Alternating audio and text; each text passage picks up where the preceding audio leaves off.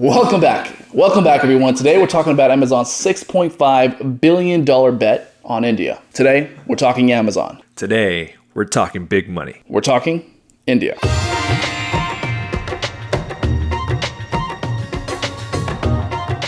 Jeff Bezos announced that Amazon plans to invest an additional $1 billion into the Indian market that aims to help small and medium-sized businesses get on their platform. Now, this brings their total investment into the Indian market to $6.5 billion. So why is Amazon betting so big on India? India is considered to become one of the biggest growth markets of the 21st century. Their e-commerce market is projected to grow to $188 billion by the year 2025.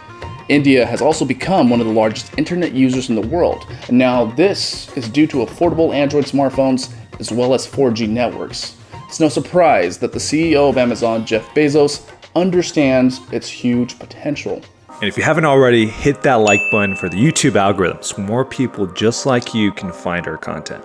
And without further ado, cue that intro.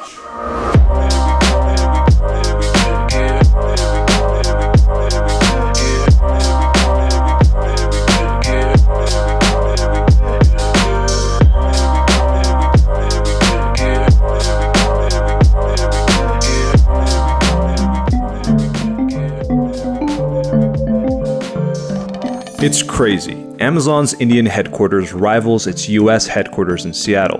They have the largest office building yet, covering 9.5 acres, 1.8 million square feet of office space, and can hold up to 15,000 employees in one building.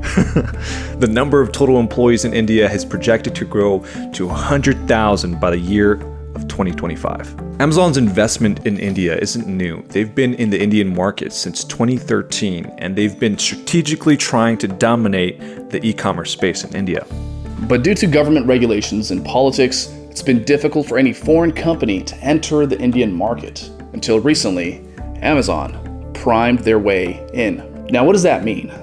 The Amazon India story began with Amazon Prime.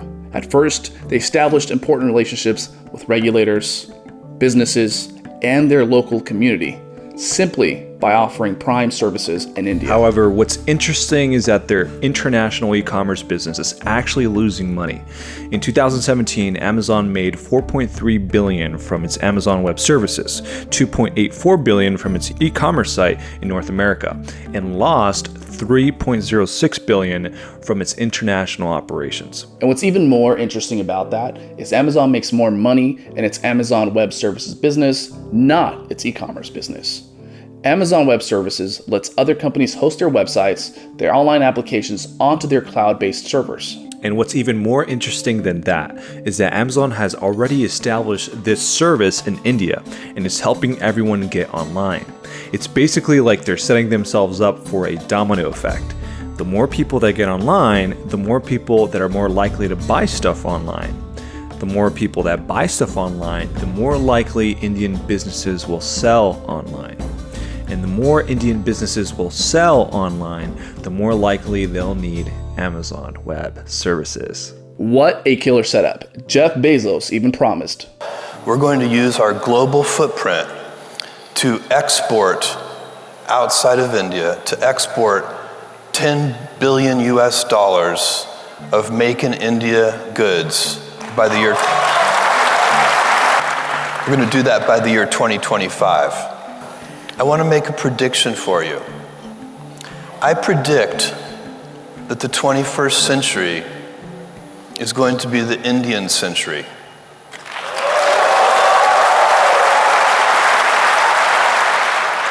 This is going to be the Indian century. And I'll make one more prediction for you.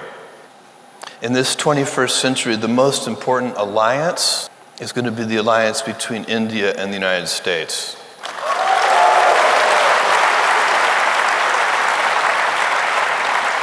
The world's oldest democracy and the world's largest democracy.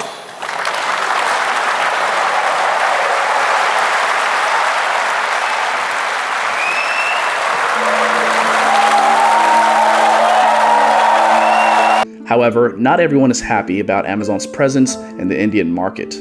Ever since Jeff Bezos' announcement, protesters have been popping up around the country that want Amazon to go home and go away. These protesters claim that Amazon will destroy local retailers and small businesses because they won't be able to compete. And I can understand why protesters feel this way. People often blame Amazon for putting brick and mortar stores out of business. Amazon started their company by selling books. Bookstores like Barnes & Noble eventually closed down most of their stores. And now you can get anything on Amazon delivered right to your doorstep. And we're seeing malls and other physical stores shut down.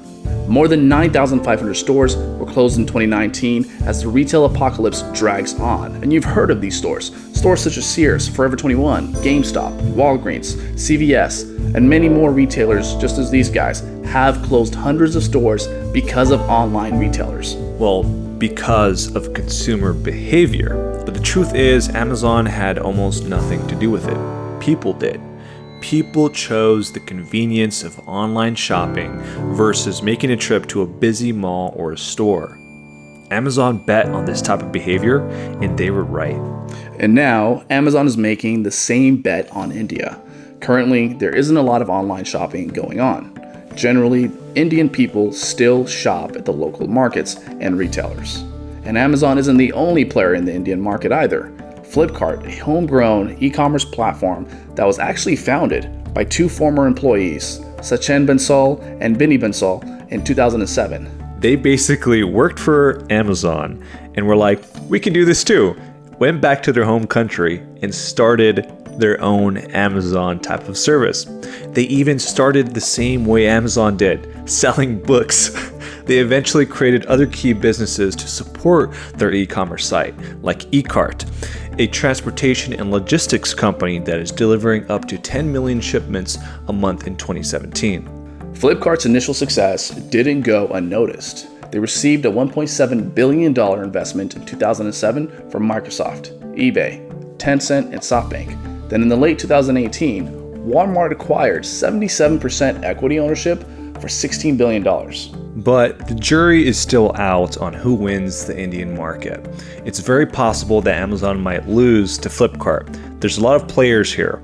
You got Microsoft, you got eBay, you got Walmart. I mean, it's going to be war out there. Imagine that. Amazon losing to its two former employees. So what does that mean for India? What does that mean for Amazon? But most importantly, what does that mean for you?